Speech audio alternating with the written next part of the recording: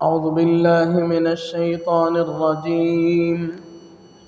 بسم الله الرحمن الرحيم. قل اللهم مالك الملك تؤتي الملك من تشاء وتعز من تشاء وتذل من تشاء بيدك الخير إنك على كل شيء قدير. تولج الليل في النهار وتولج النهار في الليل وتخرج الحي من الميت وتخرج الميت من الحي وترزق من تشاء بغير حساب. صدق الله العظيم. قل اللہم مالک الملک تؤتی الملک من تشاء. آپ کہہ دیجئے اے اللہ مالک سلطنت کے، تؤتی الملک من تشاء آپ جسے چاہے سلطنت دیتے ہیں، وتنزع الملک ممن تشاء اور جس سے چاہتے ہیں سلطنت چھین لیتے ہیں، وتعز من تشاء اور جسے چاہتے ہیں عزت دیتے ہیں، وتذل من تشاء اور جسے چاہتے ہیں ذلیل کر دیتے ہیں. بیدک الخیر آپ کے ہاتھ میں ساری خوبیاں ہیں. انک علی کل شیء قدیر بے شک آپ ہر چیز پر قادر ہیں. تولج اللیل فی النہار وتولج النہار فی اللیل آپ داخل کرتے ہیں رات کو دن میں اور دن کو داخل کرتے ہیں رات میں. وَتُخْرِجُ الْحَيَّ مِنَ الْمَيِّتِ وَتُخْرِجُ الْمَيِّتَ مِنَ الْحَيِّ اور آپ نکالتے ہیں زندہ سے مردہ، زندہ مردے سے نکالتے ہیں اور مردے کو زندہ سے نکالتے ہیں. وَتَرْزُقُ مَن تَشَاءُ بِغَيْرِ حساب اور آپ جسے چاہتے ہیں بے شمار رزق عطا فرماتے ہیں. بزرگان محترم اور عزیز ساتھیوں، یہ سورہ آل عمران کی 2 آیتیں ہیں، آیت نمبر 26 آیت نمبر 27. اللہ کے نبی صلی اللہ علیہ وسلم مکے کی مستقل ناخوشگوار حالات اور ناسازگار حالات کا مقابلہ کرنے کے بعد نبی اکرم صلی اللہ علیہ وسلم کو اللہ کی جانب سے یہ حکم دیا گیا کہ آپ مدینے کی جانب ہجرت کر کے تشریف لے جائیں. تو جب آپ وہاں تشریف لے گئے تو پھر اللہ تبارک و تعالیٰ نے آپ کی وہاں تشریف بری کے بعد تکلیف کے ایام کے ختم ہونے کے بعد آسانی کے ایام اللہ نے وہاں شروع فرما دیے. وہاں سے اللہ نے مسلمانوں کے حالات کو اچھا کر دیا، فتوحات کے دروازے کھل گئے. مسلمانوں نے وہاں جا کر کے سکون کا سانس لیا. وہاں جانے کے بعد بہت سارے غزوات ہوئے، غزوہ بدر، غزوہ احد. یہ 2 غزوے جب ہوئے تو ان میں چونکہ یہاں مسلمان مغلوب تھے، مکے میں غالب نہیں تھے، کفار مکہ اور مشرکین غالب تھے، ہمیشہ ان کو تکلیف پہنچایا کرتے تھے. تو اسی سوچ کے ساتھ وہ لوگ ان کے ساتھ لڑائی کرنے کے لیے گئے. تو جنگ بدر اور جنگ احد دونوں جگہ ان لوگوں کو ناکامی ہوئی، کافروں کو. جنگ احد میں تو بہت سارے کفار مارے گئے، جنگ بدر میں تو بہت سارے کفار مارے گئے، اور جنگ احد میں ابتدائی طور پر کافروں کو ایک طرح سے کامیابی ملی اور انجام کار مسلمان کامیاب ہو گئے. تو ان دونوں معرکوں کے بعد، ان دونوں لڑائیوں کے بعد کافروں کو ایک طرف تو ان لوگوں کی یہ ناکامی اور دوسری طرف مسلمانوں کی روز افزوں ترقی. مسلسل مسلمانوں کا ترقی کرتا چلا جانا اور مسلمانوں کا اپنی کوششوں میں کامیاب ہوتے چلے جانا، بڑی تعداد میں لوگوں کا مسلمان ہوتے چلے جانا، اور اسی طرح مسلمانوں کا اسلام کا رقبہ پھیلتا چلا جانا، مسلمانوں کے ساتھ مدینے والوں کی انصار کی ہمدردیاں اور وہاں ان کا استقبال، یہ وہ چیزیں ہیں جن کی وجہ سے کفار مکہ بوکھلاہٹ کا شکار ہو گئے۔ مشرکین کو یہ چیزیں دیکھی نہیں گئی، مشرکین کی آنکھوں سے، ان لوگوں سے رہا نہیں گیا کہ یہ کیا ہو رہا ہے۔ چنانچہ کفار نے بہت سارے قبیلوں کو، بہت سارے لوگوں کو لے کر کے یہ ٹھان لی کہ مسلمان اور اسلام کا مکمل خاتمہ کر دیا جائے۔ ابو سفیان اس وقت تک مسلمان نہیں ہوئے تھے، انہوں نے ان کی سرپرستی میں یہ تحریک چلائی گئی کہ جتنے ان کے حلیف قبائل تھے کفار اور مشرکین، ان سب کو ساتھ لیا گیا، یہاں تک کہ یہودیوں کو بھی ساتھ لے لیا گیا، اور مدینے کے اندر تو منافقین تھے ہی، ان کا بھی تعاون حاصل کر لیا گیا، اور ہجرت کے 5ویں سال سن 5 ہجری ذی قعدہ کے مہینے میں 10,000 کی فوج لے کر کے یہ لوگ مکے سے روانہ ہوئے مدینے کی جانب، اور اس ارادے سے، اس ناپاک ارادے سے نکلے تھے کہ آپ مسلمانوں کو کچل کر کے ختم ہی کر دیں گے، لیکن اللہ تبارک و تعالیٰ کو کچھ اور ہی منظور تھا۔ اللہ نے اپنے نبی کو اطلاع دی، نبی اکرم صلی اللہ علیہ وسلم، چونکہ ایک بڑی ٹیم یہاں آ رہی تھی اور اتنے بڑی تعداد کے ساتھ پنگا لینا کوئی معمولی نہیں تھا، معمولی کام نہیں تھا۔ الحمدللہ اس وقت تک ایسی شخصیات اسلام لا چکی تھی جو جنگی تدابیر رکھتی تھی۔ اس لائن کی تفصیلات بعد میں آئیں گی، اس کے موقع پر اصل سرسری طور پر میں اوپر سے میں اس واقعے کو بیان کرتے چلا جاتا ہوں کہ اس موقع پر حضرت سلمان فارسی رضی اللہ عنہ موجود تھے، جو ایران سے آئے ہوئے تھے۔ ان کے درمیان میں عجمی تھے وہ، انہوں نے عجمیوں کا ایک طریقہ لڑائی کا بتلایا کہ عجمی جب لڑتے ہیں تو اب دشمن اور ہم اپنے اور دشمنوں کے درمیان میں خندق حائل کر دیتے ہیں۔ آج بھی آپ لوگوں نے دیکھا ہوگا کہ اکثر قلعوں کے آس پاس، جیسے ہمارے پرانے ضلع کا ویلور کا قلعہ ہے، اس کے آس پاس پانی بھر دیا جاتا ہے اور اس کی بڑی جگہ، کافی جگہ اس کے لیے مختص کر دی جاتی ہے۔ تو یہ تدبیر حضرت سلمان فارسی رضی اللہ عنہ نے بتائی کہ اتنی بڑی خندق حائل کر دی جائے، تو نبی علیہ السلام کو ان کی تدبیر اچھی لگی اور کام شروع کیا گیا۔ اس وقت کے آلات، اوزار اور اس وقت جو ہتھیاریں تھیں، اس وقت جو لوہے کے استعمال کی، کھدائی کے استعمال کی جو چیزیں تھیں، ظاہر بات ہے کہ وہ بہت ہی محدود درجے کی رہی ہوں گی اور معمولی قسم کی رہی ہوں گی، لیکن اصل جو چیز اتنے گہرے اور بڑے گڑھے کی کھدائی میں جو چیز کام دی، وہ مسلمانوں کی جرأت اور ہمت اور مجاہدہ، اور نبی علیہ السلام کی معیت میں حضرات صحابہ کرام کا ایک جوش تھا، جس کی بنیاد پر یہ کام ان سے مکمل ہوا۔ لیکن جب یہ کام ہوتا رہا تو اچانک درمیان میں ایک بہت بڑا چٹان آ گیا۔ حضرت سلمان فارسی رضی اللہ عنہ کی نگرانی میں یہ کام ہو رہا تھا۔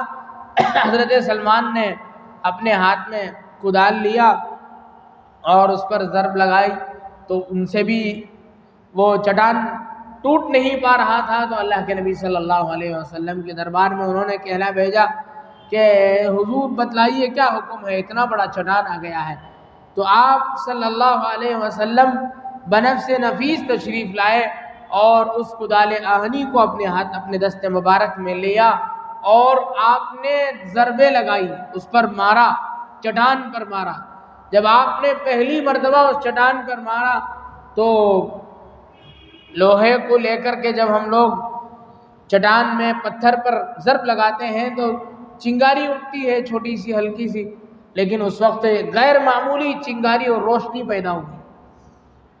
پہلی مرتبہ جب آپ نے ضرب لگائی تو اس وقت بھی غیر معمولی یعنی بہت ایسی ایک روشنی پیدا ہوئی جو عادتاً اتنی چھوٹی ضرب پر پیدا نہیں ہوتی ہے، اور ایک عجیب روشنی پیدا ہوئی۔ دوبارہ آپ نے ضرب لگائی تو دوبارہ ایک روشنی پیدا ہوئی۔ تیسری مرتبہ آپ نے اللہ کا نام لے کر کے تیسری مرتبہ جب آپ نے ضرب لگائی تو تیسری مرتبہ بھی روشنی پیدا ہوئی۔ آپ وہاں سے فارغ ہو کر کے آپ نے فرمایا اپنے صحابہ سے کہ جب میں پہلی مرتبہ ضرب لگایا تو جو روشنی پیدا ہوئی تو میں نے حیرہ ملک فارس کے محلات اور عمارتیں دیکھی، اور پھر جب دوسری ضرب جب میں نے لگائی تو اس وقت جو چنگاری یا شعلہ برآمد ہوا اس میں اس کی روشنی میں مجھے رومیوں کے سرخ سرخ محلات نظر آئے اور عمارتیں دکھلائی دی، اور پھر جب تیسری مرتبہ میں نے ضرب لگائی تو اس ضرب پر مجھے صنعاء اور یمن کے محلات اور بڑے بڑے عظیم محلات مجھے نظر آئے۔ حضرات صحابہ کرام رضوان اللہ تعالی علیہم اجمعین کے سامنے آپ علیہ الصلوۃ والسلام نے یہ بتلا کر کے کہا کہ تمہیں میں خوشخبری دیتا ہوں کہ مجھے جبرائیل امین نے خبر دی کہ میری امت ان تمام علاقوں پر غالب آئے گی، میری امت کی حکومتیں ان سب جگہوں میں قائم ہوگی۔ منافقین مدینہ نے جب یہ سنا تو لوگوں نے مذاق اڑانا شروع کر دیا، ارے ابھی کیا مدینہ پہنچ گئے، ابھی کیا ان لوگ انصار نے کچھ ان کا تعاون کر لیا، یہ لوگ بہت دور دور کی سوچنے لگے، ابھی ان کو نہ کھانے کو کچھ میسر ہے نہ ان کے پاس کچھ ساز و سامان ہے، اب ان کو محلات نظر آ رہے ہیں، ابھی سے مذاق اڑانے لگے لوگ۔ تو اس وقت اللہ تبارک و تعالیٰ نے یہ آیت نازل فرمائی، یہ آیتیں اسی وقت نازل ہوئی۔ اے نبی صلی اللہ علیہ وسلم آپ دعائیہ انداز میں کہہ دیجئے اے اللہ مالک الملک، آپ سلطنتوں کے مالک ہیں، آپ جسے چاہے سلطنت دیتے ہیں اور جس سے چاہے سلطنت کو چھینتے ہیں، آپ کے ہاتھ میں کوئی چیز آپ کی قدرت سے باہر نہیں ہے۔ تو اللہ تبارک و تعالیٰ نے بڑے بلیغ انداز میں اسے اپنے نبی کے زبانی کہلوایا، فرمایا کہ اس کے ذریعے سے نبی علیہ السلام کی زبانی آپ نے اپنی پیشن گوئی کو پورا فرمانے کی خبر دی، گویا کہ اور اللہ کے لیے جو لوگ تاریخ کو جانتے ہیں ان کے سامنے یہ سب چیزیں ہیں کہ پچھلی قوم عاد، قوم ثمود اور قوم فرعون، ان کے مقابلے میں حضرات انبیاء اس وقت کے انبیاء کرام علیہ السلام کو اللہ نے جو فتوحات عطا فرمائی اس کے تناظر میں مسلمانوں کے لیے تو کوئی نئی چیز نہیں تھی، لیکن کفار کے لیے یہ سب چیزیں نہیں تھیں۔ اللہ تبارک و تعالیٰ نے فرمایا کہ اللہ تبارک و تعالیٰ مالک الملک ہیں، سلطنتوں کے مالک ہیں، تؤتی الملک من تشاء، جسے چاہتے ہیں سلطنت عطا فرماتے ہیں، وتنزع الملک ممن تشاء، جس سے چاہتے ہیں سلطنت کو چھین لیتے ہیں۔ تو اللہ تبارک و تعالیٰ کے لیے یہ سب چیزیں کچھ مشکل نہیں ہے کہ آج کے ان فقیروں کو، خندق کھودنے والے ان خستہ حال لوگوں کے ہاتھ میں اللہ تبارک و تعالیٰ کل کو شام، عراق اور یمن کی حکومت عطا فرمائے، اللہ کی شان سے بعید نہیں ہے۔ ذرہ ذرہ دہر کا پابستہ تقدیر ہے، زندگی کے خواب کی جامع یہی تعبیر ہے۔ تو اللہ کے ہاں کسی چیز کی کوئی کمی نہیں ہے، اللہ تبارک و تعالیٰ جو چاہتے ہیں کرتے ہیں۔ ابھی ہم لوگوں نے قریبی زمانے میں دو بڑی حکومتوں کے چھنتے ہوئے دیکھا۔ ہمارے پڑوس ملک بنگلہ دیش کی وزیر اعظم تھی شیخ حسینہ، اس کی مسلسل اپنے عوام کے ساتھ بے رحمی اور بے دردی اور مسلسل بے تکے حکومتی بے تکی سرگرمیاں، جس سے عوام ناراض اور نالاں ہوئی۔ ایک وقت ایسا آیا کہ اسے وہاں سے اپنا سب کچھ چھوڑ کر کے بھاگنا پڑا۔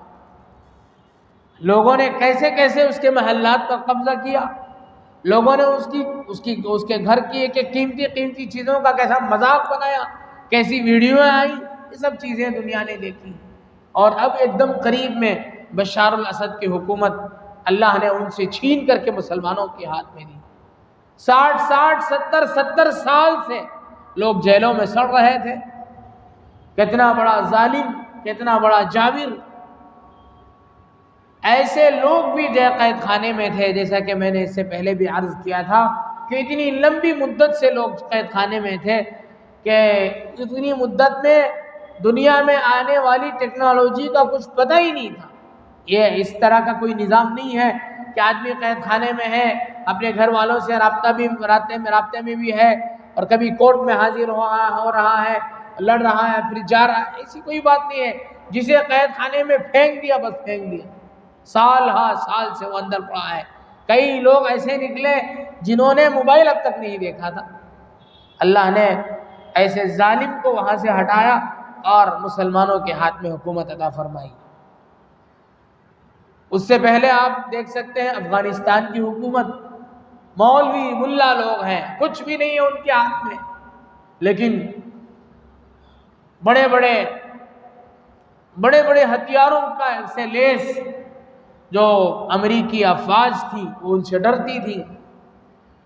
پرانے زمانے میں عمر مختار کے ساتھ جو مقابلہ رشیا کا ہوا، اور عمر مختار کی جو فتوحات کی داستانیں ہم نے پڑھی اور سنی، وہ ہمیں خواب معلوم ہو رہی تھی، لیکن ابھی افغانستان میں جو ہوا اور جس طریقے سے اللہ نے ان مجاہدین کو فتح عطا فرمائی، اور یہ مجاہدین آج روز ایک دم مدرسوں میں پڑھانے والے لوگ ہیں۔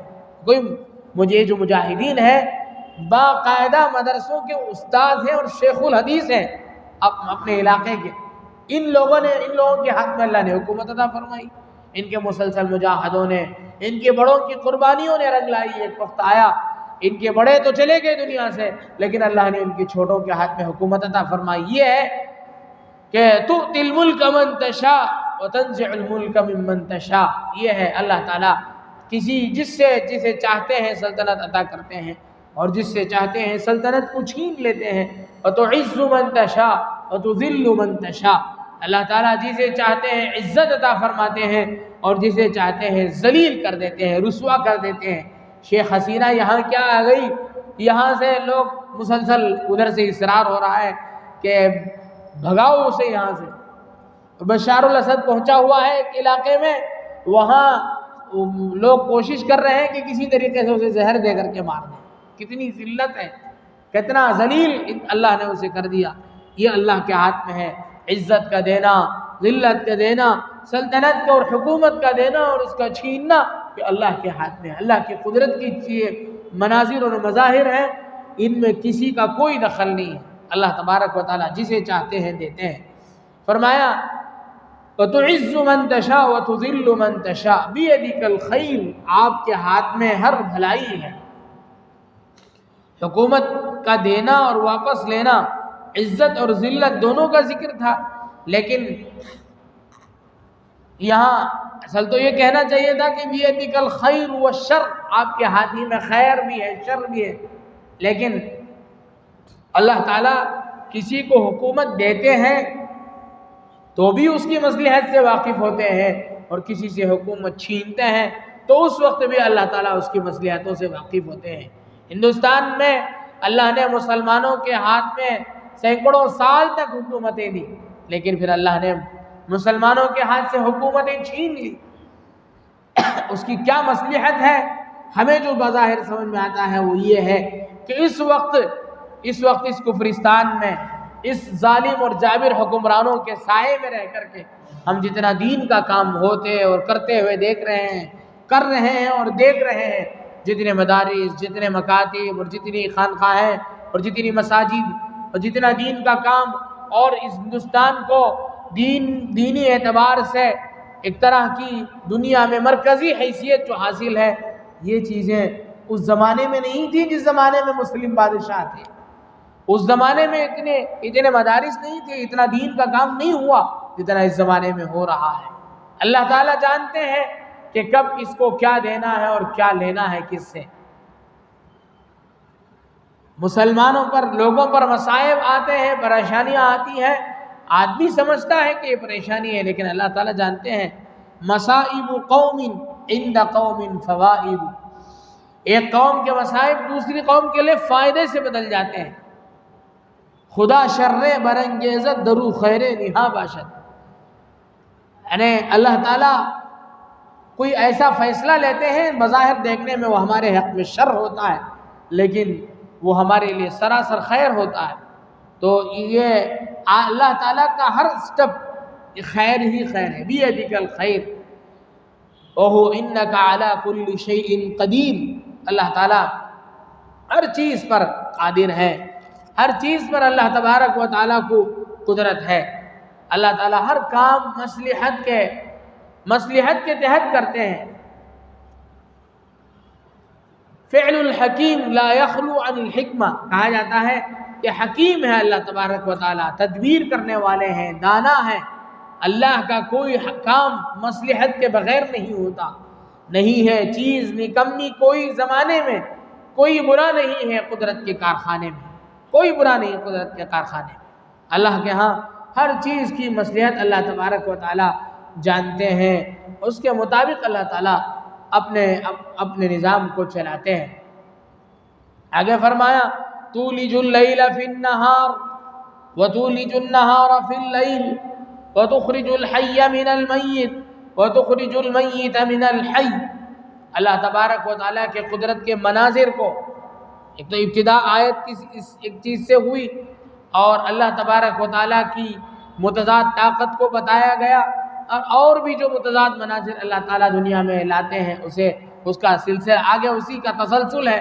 فرماتے ہیں تولج اللیل فی النہار، دن کو رات میں داخل کرتے ہیں، رات کو دن میں تبدیل کرتے ہیں۔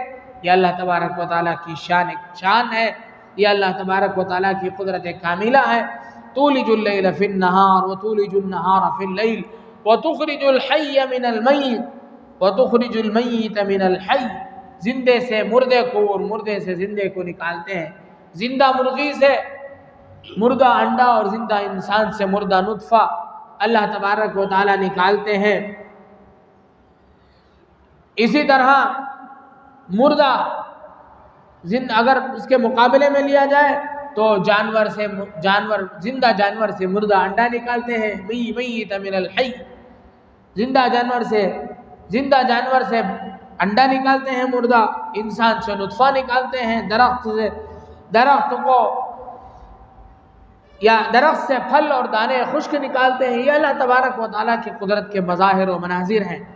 اگر اسے عام رکھ لیا جائے تو ہم یہ دیکھ سکتے ہیں کہ عالم کے پیٹ میں جاہل، جاہل کے پیٹ میں عالم پیدا ہوتا ہے، ذہین انسان کے گھر میں غبی بچہ پیدا ہو جاتا ہے، بڑا ذہین آدمی ہوتا ہے اس کے گھر میں ایسا بچہ پیدا ہو جاتا ہے جو ایک دم ہی کن ذہن ہو جاتا ہے، کن ذہن نکلتا ہے۔ اور کبھی کوئی ایسا انسان ہوتا ہے جو ایک دم غبی ہوتا ہے، کن ذہن ہوتا ہے، اس کے گھروں میں ذہین اولاد پیدا ہو جاتی ہے۔ یہ اللہ تبارک و تعالیٰ کے، کبھی کوئی باپ ظالم ہوتا ہے کہ کسی علاقے کا شرابی کبابی ہوتا ہے، اس کے گھرانے میں شریف بچے پیدا ہو جاتے ہیں، اچھی عادتوں والے بچے پیدا ہو جاتے ہیں۔ ہم لوگ اپنے علاقے میں آس پاس میں اگر تلاش کریں تو اس کے بہت سارے مناظر و مظاہر نکلیں گے۔ تو یہ اللہ تبارک و تعالیٰ کی قدرت کے مناظر ہیں۔ جیسے آزر کے گھر میں اللہ نے حضرت ابراہیم خلیل اللہ کو پیدا فرمایا، اور حضرت نوح علیہ السلام کے گھر میں نوح علیہ السلام کے کافر بیٹے کو پیدا فرمایا۔ یہ اللہ کے قدرت کے مناظر ہیں۔ اللہ تعالیٰ جو چاہتے ہیں وہ کرتے ہیں، اللہ کے ہاتھ میں کسی قسم کی، اللہ کی دست قدرت میں کسی قسم کی کمی نہیں ہے۔ وَتَرْزُقُ مَن تَشَاءُ بِغَيْرِ حساب، جسے چاہتے ہیں بے حساب اللہ تعالیٰ روزی عطا فرماتے ہیں۔ روزی کا دینا یہ اللہ کی روزی اللہ کی دین ہے، اس میں کوئی ہمارا کمال نہیں ہے۔ اچھے پڑھے لکھے انسان خالی ہاتھ ہوتے ہیں، اور بہت سارے انگوٹھا چھاپ ایسے ہوتے ہیں جن کے پاس دولت کی فراوانی ہوتی ہے، بہت سارے بڑی بڑی کمپنیوں کے مالک ایسے ہوتے ہیں جن کے ہاں جو بالکل ان پڑھ قسم کے ہوتے ہیں، اجڑ ہوتے ہیں، بالکل جاہل ہوتے ہیں، ان کے ہاں بڑے بڑے فائلیں لے کر کے لوگ حاضر ہوتے ہیں کہ ہم نے یہ ڈگری کی ہے، ہم نے یہ ڈگری کی ہے، آپ ہمیں کام دے دیجئے اپنی کمپنی میں۔ بڑے بڑے پڑھے لکھے لوگ، بڑے بڑے ماہرین ان کمپنی میں خدمت کے لیے آتے ہیں۔ یہ اللہ کی قدرت کے مناظر ہیں۔ یہ روزی کا دینا اللہ تبارک و تعالیٰ کے ہاتھ میں ہے۔ اسی کو حضرت شیخ سعدی شیرازی رحمۃ اللہ علیہ نے فرمایا اپنے انداز میں کہ اگر روزی بدانش در فزودے زنانہ تنگ تر روزی نبودے، اگر روزی دنیا میں عقل کی بنیاد پر روزی دی جاتی تو جو کم عقل لوگ ہوتے ہیں ان سے زیادہ غریب دنیا میں کوئی نہیں ہوتا، لیکن اس کے مقابلے میں آپ دیکھیں بنا دا چنا روزی رسانت کہ دانا اندرا حیرہ بمانت، اللہ تبارک و تعالیٰ بیوقوفوں کو اسی روزی کو پہنچاتے ہیں، عقل مند لوگ حیران رہ جاتے ہیں کیسے اس نے اتنی دولت کمائی۔ یہ اللہ کی قدرت کا کمال ہے۔ وَتَرْزُقُ مَن تَشَاءُ بِغَيْرِ حساب۔ اس آیت کی بڑی فضیلت ہے۔ امام بغوی رحمۃ اللہ علیہ نے اپنی سند کے ساتھ اس جگہ ایک حدیث نقل فرمائی ہے کہ رسول کریم صلی اللہ علیہ وسلم نے ارشاد فرمایا، اللہ تبارک و تعالیٰ فرماتے ہیں کہ جو شخص ہر فرض نماز کے بعد سورہ فاتحہ، آیت الکرسی اور آل عمران کی 3 آیتیں، ایک آیت پہلے جو گزری شہید اللہ انہ لا الہ الا اللہ اخیر تک، اور دوسری اور تیسری آیت قل اللہم مالک الملک سے بغیر حساب تک جو پڑھا کرے گا تو میں اس کا ٹھکانہ جنت میں بناؤں گا اور اس کو اپنی خطیر اپنے حضیرت القدس میں جگہ دوں گا، اور ہر روز اس کی طرف اللہ تبارک و تعالیٰ 70 مرتبہ نظر رحمت فرمائیں گے اور اس کی 70 حاجتیں پوری کریں گے، اور ہر حاسد سے اور دشمن سے اللہ تبارک و تعالیٰ اسے پناہ دیں گے اور دشمنوں پر غلبہ عطا فرمائیں گے۔ اسی لیے جو لوگ قرض میں ڈوبے ہوئے ہوتے ہیں ان کو جہاں اللہ کے نبی صلی اللہ علیہ وسلم نے دعاؤں کی تلقین فرمائی ہے، مغرب کی نماز میں جو دعائیں ہوتی ہیں ہمارے ہاں عام طور سے وہ اسی لائن کی ہوتی ہے، اللہم اکفینی بحلالک عن حرامک واغننی بفضلک عن من سواک۔ جمع کے صیغے کے ساتھ مجمع ہوتا ہے، لوگ ہوتے ہیں تو جمع کا صیغے کے ساتھ ہم لوگ پڑھتے ہیں اللہم اکفینا بحلالک عن حرامک۔ اور اسی طرح اللہم انا نعوذ بک من الہم والحزن ونعوذ بک من العجز والکسل ونعوذ بک من الجبن والبخل ونعوذ بک من غلبۃ الدین وقہر الرجال۔ یہ دعا اللہ کے نبی صلی اللہ علیہ وسلم نے سکھائی، اور یہ قرآنی آیت اس میں بھی اس کے سلسلے میں بھی یہ بات ماہرین نے اور قرآنی عملیات کا تجربہ رکھنے والوں نے لکھی ہے کہ اس کا ورد رکھنا بھی اللہ کے نزدیک غلبہ اللہ تبارک و تعالیٰ اس کے ورد رکھنے والے کو عطا فرمائیں گے، قرض کی مصیبت سے اللہ تعالیٰ حفاظت فرمائیں گے۔ تو یہ ان آیات کا مختصر سا یہ خلاصہ ہوا۔ اللہ تبارک و تعالیٰ سے دعا ہے کہ اللہ تبارک و تعالیٰ جو باتیں کہی گئی کہنے والے کو بھی سننے والوں کو بھی عمل کی توفیق نصیب فرمائے۔ آمین و آخر